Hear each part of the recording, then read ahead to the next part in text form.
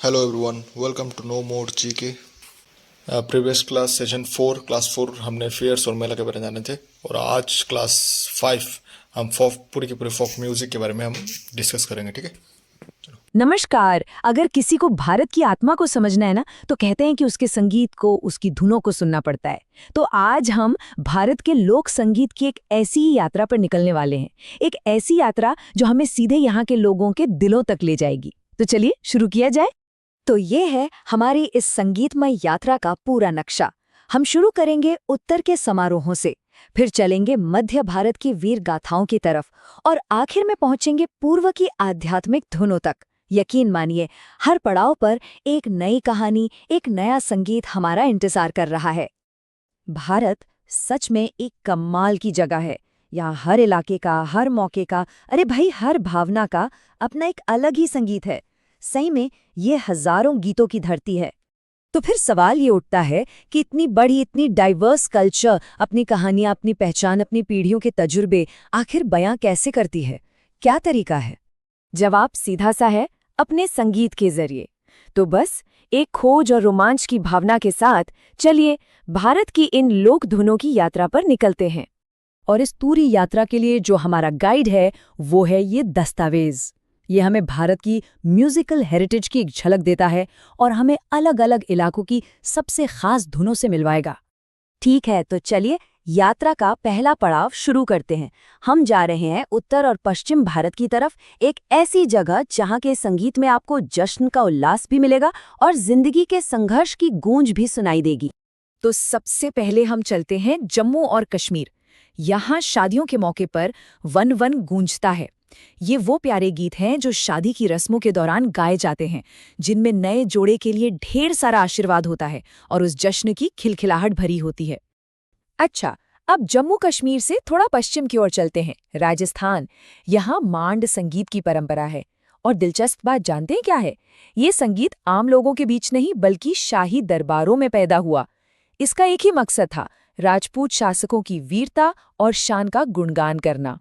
और हाँ, राजस्थान में ही पनिहारी भी सुनने को मिलता है। ये गीत ना रोजमर्रा की जिंदगी की एक जीती जागती तस्वीर है, खासतौर पर उन महिलाओं की जो पानी भरने के लिए मीलों दूर जाती थीं। इन गीतों में पानी की कमी का दर्द है, उस लंबी मुश्किल यात्रा का जिक्र है। तो उत्तर के समारोहों से निकलकर अब हम सफर करते हैं भारत के दिल की तरफ, यानी मध्य भारत। यहाँ का संगीत सिर्फ जश्न का नहीं है, यहाँ वीरता की कहानियां और फसल से जुड़ी उम्मीदें गूंजती हैं। यहाँ हमें मिलता है आल्हा। ये एक वीर गाथा है, मतलब संगीत के जरिए कहानी सुनाने का एक तरीका। और ये कहानी है महान योद्धाओं, सेनापति आल्हा और ऊदल की बहादुरी की, उनके शौर्य का जश्न है ये संगीत। मध्य भारत में ही एक और जबरदस्त कथा गायन शैली है पंडवानी। ये महाभारत की कहानियों को संगीत के जरिए मानो जिंदा कर देती है। और इस कला की सबसे बड़ी पहचान है तीजन बाई, जिन्होंने इसे पूरी दुनिया में मशहूर कर दिया। तो समझने वाली बात यह है कि हैं तो ये दोनों ही वीर गाथाएं, पर इनकी इंस्पिरेशन का सोर्स अलग अलग है। जहां आला लोकल हीरो की कहानी सुनाता है, वहीं पंडवानी एक बहुत बड़े महाकाव्य महाभारत पर बेस्ड है। मध्य प्रदेश में देखिए, एक तरफ तो वीरता की कहानियां हैं, तो दूसरी तरफ उम्मीद के गीत भी हैं। पाई गीत जो है वो बारिश के मौसम की धुन है। इसमें अच्छी फसल की प्रार्थना है और प्रकृति से एक गहरा कनेक्शन दिखाई देता है। चलिए अब हमारी यात्रा बढ़ रही है दक्षिण की तरफ, दक्कन के पठार और महाराष्ट्र गोवा के तटीय इलाकों की ओर। यहाँ हमें सुनने को मिलती है ओवी। ये एक बहुत ही पर्सनल, बहुत ही इंटीमेट म्यूजिक है।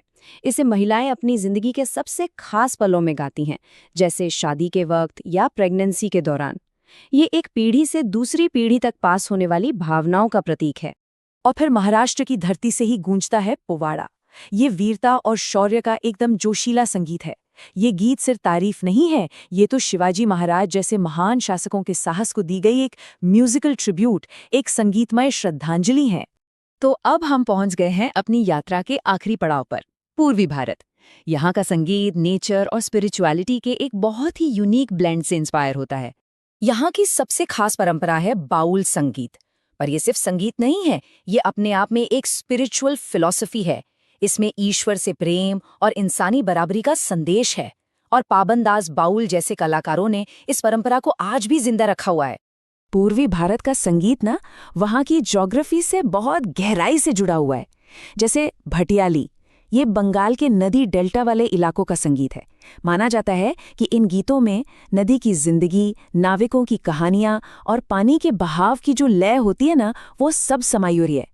तो इस तरह हमने पूरे भारत की एक छोटी सी संगीतमय यात्रा की, और हमने देखा कि कैसे ये संगीत सिर्फ एंटरटेनमेंट नहीं है, बल्कि ये तो इतिहास, कल्चर और लोगों की रोजमर्रा की जिंदगी का एक जीता जागता दस्तावेज है।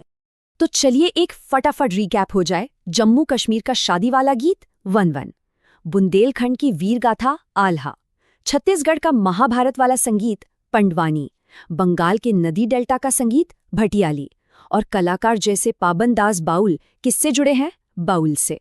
ये दिखाता है कि भारत के हर कोने की अपनी एक अलग संगीतमय पहचान है। ये सारे गीत अपने साथ अतीत की कहानियां, संघर्ष और जश्न सब लेकर चलते हैं, और ये एक बहुत बड़ा सवाल खड़ा करता है कि भविष्य में हमारा संगीत आने वाली पीढ़ियों को कौन सी कहानियां सुनाएगा,